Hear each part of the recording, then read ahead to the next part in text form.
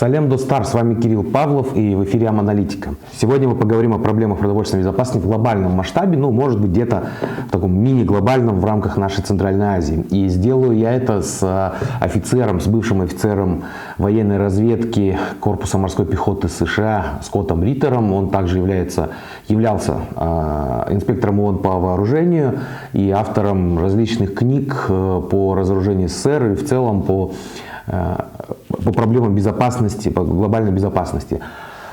Конечно же, не обошлось в обсуждении без вопроса Украины. Мало того, у Скотта немного свое альтернативное мнение. Можно быть согласным с ним или нет, можно быть за или против, поддерживать его или нет. Но в этом и задача журналистики — ознакомить вас с различным мнением. Я думаю, каждый сделает свои выводы, достаточно посмотреть. Для меня же очень важно, что он обозначил определенные проблемы по Центральной Азии, подтвердил мои опасения по воде, по трансграничным рекам, по тем рискам, которые мы несем. И, конечно же, может быть, чуть-чуть облегчил, ослабил мою печаль по поводу того, что не только у нас эти проблемы, оказывается, есть еще в Африке и в других странах азиатских. Поэтому не буду лишать вас удовольствия. Смотрите.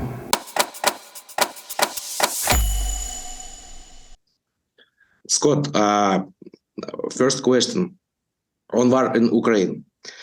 Depending on war, you talk to very different views and narratives on the war in Ukraine. A lot of them are politicized. In your opinion, it's possible to set aside emotion and political bias and just look at the facts for explanation of the historical events that led to this war. Russian Federation frequently says that the objective of the war is demilitarization and denazification of Ukraine. For many people in Kazakhstan, that seems like a made-up excuse. Where the change that Russia will use the same premise to invade Kazakhstan, especially the northern parts where Russians represent a significant share of population. I think every nation has to look out for its own interests, and Kazakhstan needs to do the same. This is a decision that the people make, not governments. That's my opinion, but I come from a country where we have empowered the people to act in this manner. I don't want to impose my political reality on anybody else. Kazakhstan makes its own decisions. That's the end of the day. When we speak of history, it's very subjective, the interpretation of history. You and I could be in the same location and we could be observing the same thing. And then we could go back and write down our version of history of what we saw. And it could be two completely different stories based upon the prejudices that we brought to the event, how we interpreted things happening.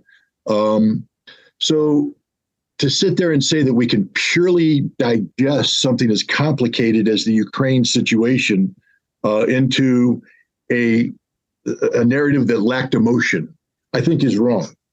It's impossible. The Russians have their narrative. We've heard it. It's been articulated by their president and by many others. And what I would say as a historian is we must respect this narrative.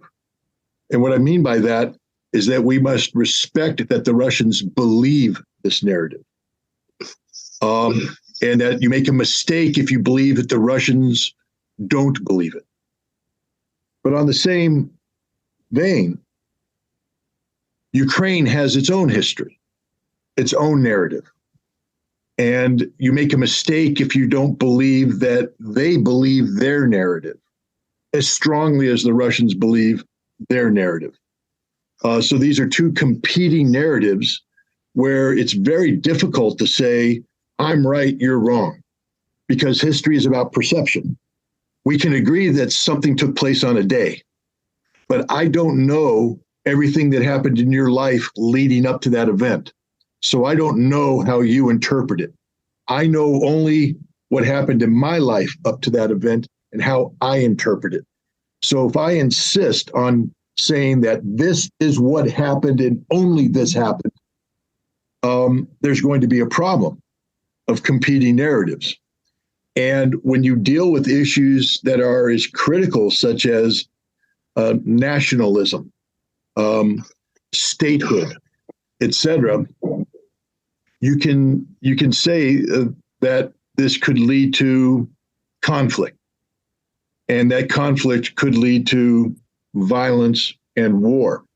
Many wars are fought over historical differences of interpretation or differences of historical interpretation.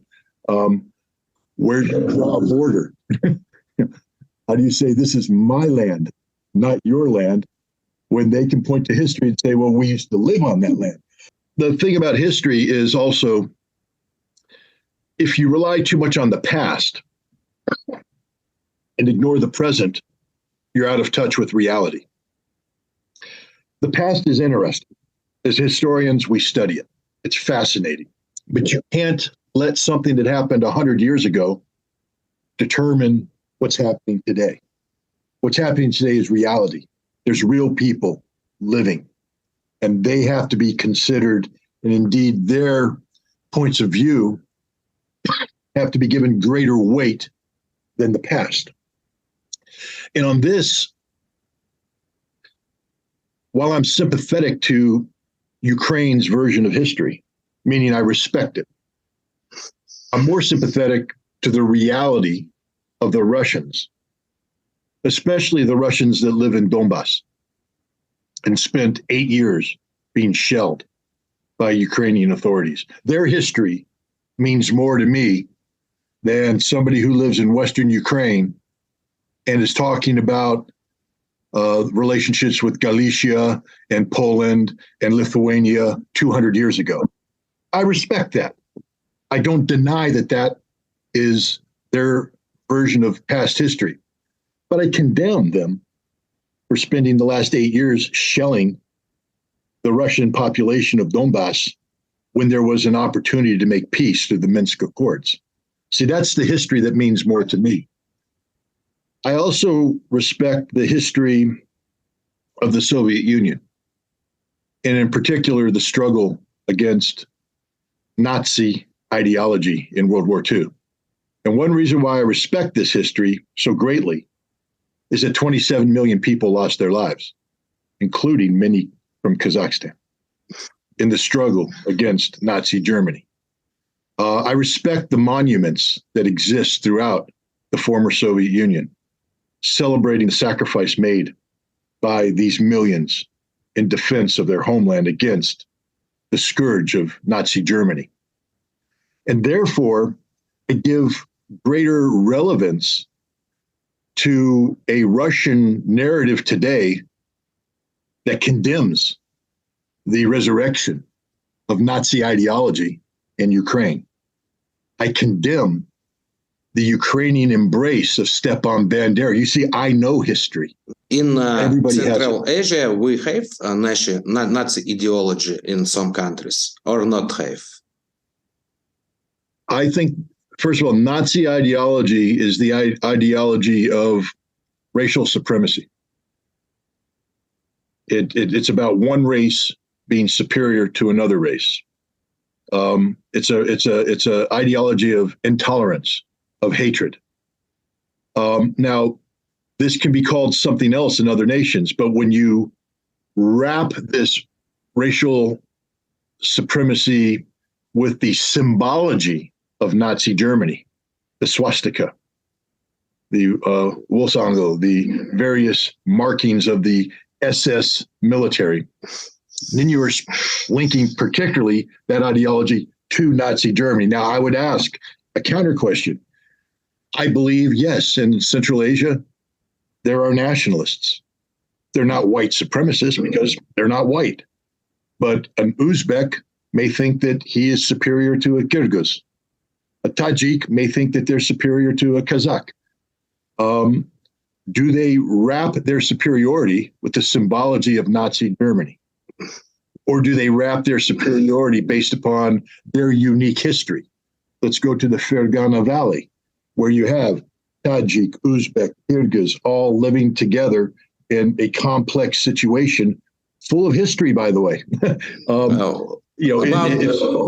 About stability in this situation. There has been non-stop flow of weapons and fighters into Ukraine since the beginning of this conflict. We have seen some reports in US media that up to 17% of the weapon shipped to Ukraine never get to the front line. As a former UN weapons inspector, where, in your opinion, do these weapons go? As a former UN weapons inspector, I would say that I could not give a definitive answer unless I was on the ground investigating. So it's hard for me to say exactly anything because it depends on the investigation. Some things are practical, some things are impractical. And what I mean by that is if the United States provides a HIMARS rocket launcher to Ukraine and the ammunition, it's very impractical for a HIMARS to disappear on the dark web of the internet. It's a large physical object, very difficult to hide and move. So I don't imagine it's being sold to a criminal element in Europe. Now we take the Javelin missile. It's smaller, can fit in the back of a car. You would take the Stinger missile. It's smaller. It can fit in the back of a car. We take automatic weapons, we take grenades, we take ammunition. They fit in the back of the car. Why the back of a car? Because that's how it's going to be smuggled out of Ukraine back into Europe to get to the black market. I believe that there are significant numbers of these weapons that have been taken by a criminal element within the Ukrainian government and sold illegally on the black market. We know some of those weapons have already appeared in Europe. Why should this surprise anybody? Prior to this conflict, Ukraine did not have a good reputation when it comes to corruption. It was considered one of the most corrupt places on the planet. And now we, in a conflict environment where the rule of law disappears, where you don't have police running around investigating, you have men with differing motives being given access to weapons with no accountability. In the Marine Corps, when I was in the Marine Corps, if I received a weapon, I signed for the weapon. There's a receipt. And then after the battle, if I lived, I would write a report that said, this is what happened. We maneuvered here. We expended this. We expended this. We expended this. And I would send the report in. And my logistics people would say, okay, they used 3 Javelins, they used 2 Stingers, they used 700 rounds of ammunition, they lost 2 rifles, they used 6 grenades. And then they would replace the stuff that I used. It would all go back. People keep track of it. That's what a responsible military does. Here, we're giving them weapons. They put it in the cars. They drive it to the front line, and guys take it, and they use it or they don't use it. Captured, it's lost, it's surrendered. There's no accounting for it. It's a very dangerous situation because these weapons are capable of killing Russian tanks and killing civilian sedans with politicians in them. They're capable of shooting down Russian helicopters and shooting down civilian airlines. They're very dangerous weapons. Should Central Asian countries be concerned about weapons trafficking and spread of militant groups? I believe that every Central Asian country has their own history of problems with radicalism, terrorism, and criminal groups. If you talk to their police and their security forces, and you do an inventory of the weapons that have been captured from these groups, I'm fairly certain that the police have tracked down the source of these weapons, where they came from. So they already are aware of the fact that many of these weapons come from outside of their countries, and they come from areas of conflict, whether it's Afghanistan with all the weapons there that make their way up into Central Asia, or from the Middle East, where weapons proliferation is there. They get in the hands of radicals who then bring it in. So anytime you have global instability that manifests itself in conflict, and weapons are provided in an unchecked fashion, they make their way into other areas of conflict, like Central Asia. In your Ukraine, opinion, how stable is the Central Asia region now, and what are the risks in the near and medium term? What's the risk of foreign states interesting in the affairs of the region to change the political vector and create a hotbed of tension? Russia and China met in Beijing on 4 February, where they talked about the creation of a Trans-Eurasian Economic Union. This Trans-Eurasian Economic Union, if it reaches maturity, will threaten the European Union and threaten the economic hegemony enjoyed by the United States and the European Union in many areas of the world. The Chinese economic strength is viewed as a threat to the United States. They just passed the national security strategy that singles out China. The reason why I said this is it's not in the interests of the United States to have Central Asia become part of a successful Trans-Eurasian Economic Union, because that would be seen as strengthening China. It is in the interest of the United States to have chaos and anarchy in the region. So I believe you will see that the United States will do whatever is necessary to create fractures within Central Asia, especially these republics and their relationship with China.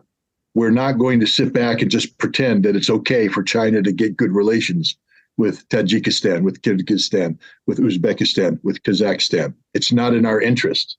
It's in our interest for Kazakhstan not to have good relations with China, not to have good relations with Russia even. So we will encourage any element within these societies that appear to be sympathetic to us. We will encourage them, or we will support elements. We have a history of doing this. I'm not proud of this history. We have a history, for instance, in Syria of supporting Al-Qaeda affiliates because we want to bring down the government of Assad. That doesn't mean that we love Al-Qaeda. We hate Al-Qaeda, but we will support them when they are taking down the Syrian government. And I will dare to say that if there is a government in Central Asia that is moving in a direction that we find to be detrimental to our national security, we will support whatever elements are there in opposition, to include Islamic fundamentalists, an effort to sow discord, chaos, and anarchy. Look at Afghanistan. We spent 20 years in Afghanistan, and we got beat by the Taliban. Instead of respecting the result and caring for the Afghan people, we continue to sow unrest. We support violent opposition to the Taliban. We strangle them economically. I will say that that is the American model. I wish it wasn't. I wish the American model was a better model, a model of helping people, sincerely helping people, respecting the desires of people. You know, because the best way to let me put it this way. If I want to be friends with the Kazakh people, I believe the best way to be friends with the Kazakh people is to go over there and talk to them, be friendly with them, find out what they need, find out what they want, and where I can, I help them meet their needs, their desires. And if I do this sincerely, they'll want to be friends with me. But if I come in and I see that the Kazakh people are friendly with China, and instead of respecting that, I want to destroy that relationship, destroy that friendship. Am I now being a good friend to the Kazakh people? And the answer is no. But that's the American way. We seek to dominate. We don't want to be your friend. We want to control you. We want to come in and take control of how you think, what you do, what you buy, who you're friends with. And we call it friendship, but it's not. Look at Germany, our good friends in Europe. And yet we blew up the Turkstream pipeline. Is that how a friend behaves? What do you think about Nord Stream pipeline 2? I think Germany and Europe have a right to look out for their economic best interests. I believe that American provided liquid natural gas is very expensive. I believe Russian provided pipeline natural gas is relatively cheap. I believe that Germany and Europe needs a lot of gas to make their economies function effectively, and that it's in the best interest of Europe and Germany to keep their energy costs as low as possible. It's common sense. I don't know. Do you use gas in your home in Kazakhstan? And do you want to pay more or less? I mean, just an honest question. Do you want to pay more or less? You want to pay less. It makes sense. So the Germans want to pay less for their energy. It makes sense. Russia is a nation that provides energy. People keep accusing Russia of weaponizing energy. You can't trust the Russians, so you shouldn't buy energy from the Russians. The only people that weaponize energy is the United States. We weaponize it by sanctioning it.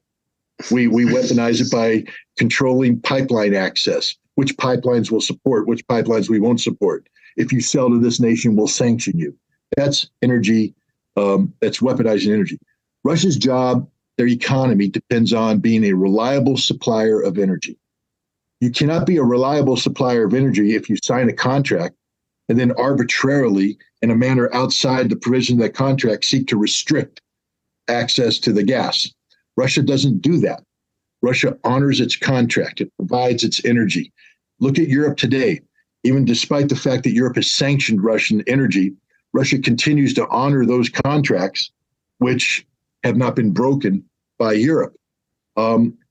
So the Americans have manufactured an artificial argument saying that Russia uses energy as a weapon. Therefore, Germany's energy security can never be secure if they use Russian energy. They must rely on the United States.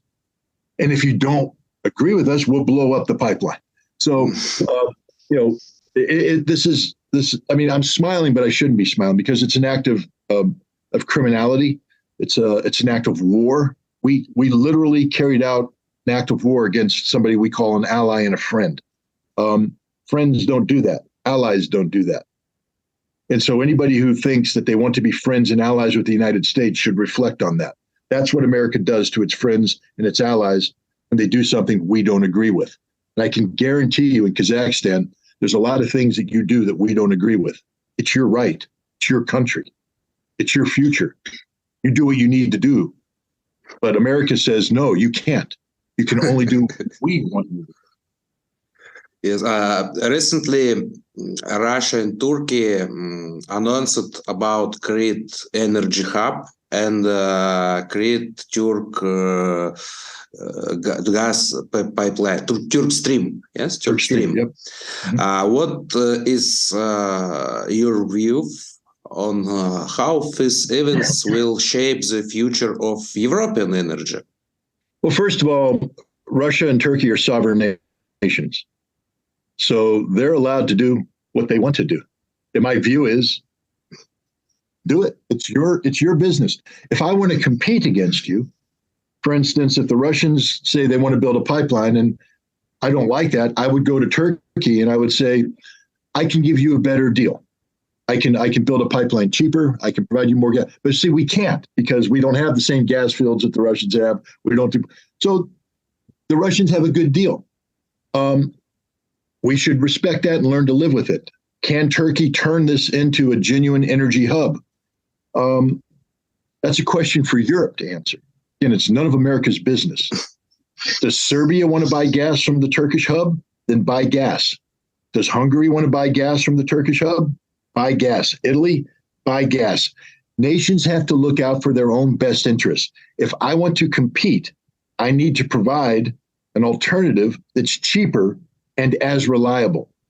And right now that alternative is liquid natural gas. But we can't compete with Russian gas. Our gas is too expensive. There's too much infrastructure that needs to be built. It's too complicated. That's our problem, not Russia's problem. If we want to compete, we have to make our gas cheaper. We have to have a better way of providing it so that it's economically competitive. And that's what we should be focused on. Or why don't we just recognize that Europe is best served by Russian gas, and instead of trying to compete with that, try to work with that reality to our maximum benefit. Meaning, oh, you've got access to cheap Russian gas. That means that you can build industries that rely on a lot of gas. So we're going to help you build those industries. See, that's positive for everybody. We now build a factory, people get employed, things are made, and they have a reliable source of energy. We don't get caught up in the stupidity. And the other thing is, we now have a positive impact on the country. We're then they're doing something positive. We're helping them. That's what friends do. But instead, we're going to say, oh, no, you can't buy cheap Russian gas. You have to buy the expensive American gas. And if you don't agree with this, we're going to blow up the pipeline, because that's what we do. We blow up pipelines we don't like. Super. Scott, about water security. In the past year, we have seen that virtually any asset can be weaponized to achieve political means, including energy, food, and finance. What is your opinion on the risk of water, especially transboundary rivers being used in the same manner if the economic conditions continue to deteriorate, especially in Central Asia? I think water security is one of the most underappreciated crises facing the world today. You know, everybody's focused on energy. Water is finite. Clean water is very rare. One only has to take a look at what's going on in the Middle East with the Tigris and Euphrates rivers coming out of Turkey, with dams being built in Turkey, restricting the flow into Syria, using it for agriculture, restricting the flow into Iraq. And by the time it gets to Iraq, it's less water and it's polluted. And it's very, Iraq pays the price. Now, who owns this water? Does Turkey own it because of the source of the water? Does Turkey have a right to use that water any way they want? We see the same question with the Nile River. The Nile River, the estuary, is Ethiopia, Kenya, Uganda, other nations, and that feeds into the Blue Nile, the White Nile, and then that goes through Sudan and into Egypt. Egypt's built the Aswan Dam. They're totally reliant upon the Nile River for much of their agriculture. And yet, does Egypt own that water because they're downstream? Do they get to claim for all this water that comes from up here? It's one of the most difficult questions out there. Now, there are laws in place, international agreements, international treaties. And I'm just going to go off on a side. It's very difficult to talk about international treaties when the most powerful nation in the world doesn't care about international treaties. The United States has withdrawn from almost every arms control agreement it's entered because they were inconvenient to the United States. There is no such thing as a perfect treaty. And I'll give you that, especially holds true in water. Why do I say that? Because the nations where the water comes from the rain in the mountains, say that's our water. It came down on our land, so we should be able to use it as we want. The nations at the end of it say, this is our water because it flows here and we need to have a use for it. The agreement that's going to be made between these two nations cannot be a perfect agreement because they both have unrealistic demands. If we support the people at the end of the river, that means we're not supporting these people. If we support the people at the top, at the estuary, we don't support the people at the bottom. A compromise has to be made. People have to sit down and make a deal, and it's not going to be the perfect deal. It needs to be a fair deal. And then the key to this fair deal is that everybody agrees that this is how it's going to be. You don't violate that agreement or it's useless. Water is one of the most difficult things to not violate. Why? Because water is essential to life. You need water to grow food. You need water to drink, to clean. Without water, societies die. So let's say we cut an agreement with a treaty, but now because of global warming, water is reduced. It's very hard for me to tell the farmer at the source of the river that he's not allowed to access water because by treaty, we have to let this go down and be used by other people. That means his crops are going to die. He can't support his family. And they're going to have to move. A treaty, it's very hard to enforce that kind of treaty because of the urgency, the immediacy of the crises. And water security now ties directly into global warming and the policies related to global warming. As glaciers disappear, where is the water going to come from? As snowfalls diminish, where is the water going to come from? As rainfalls diminish, where is the water going to come from? And as you reduce the water, the nature nature of the terrain itself changes, becomes drier, more arid. People can't live there anymore. They have to move. Where are they moving to? To an area that has water security, or another area where there's already water difficulty, and now you're increasing the demands on this water. I think water security is going to be one of the leading sources of human conflict in the coming century. I think there's going to be wars fought about water. I think there's going to be migration. We have borders drawn on maps. Who drew those borders? They were drawn a long time ago. Remember, we were talking about history. Somebody drew a line on a map, and now people are restricted to this area. But that map doesn't respect the reality of water. And if people in this confine have no water and they're dying, they're going to move where there is water, and that line on the map doesn't matter. There will be a war fought.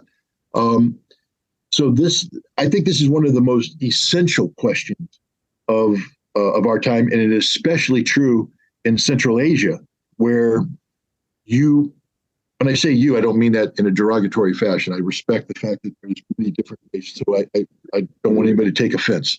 But Central Asians, we talk again history, the importance of history.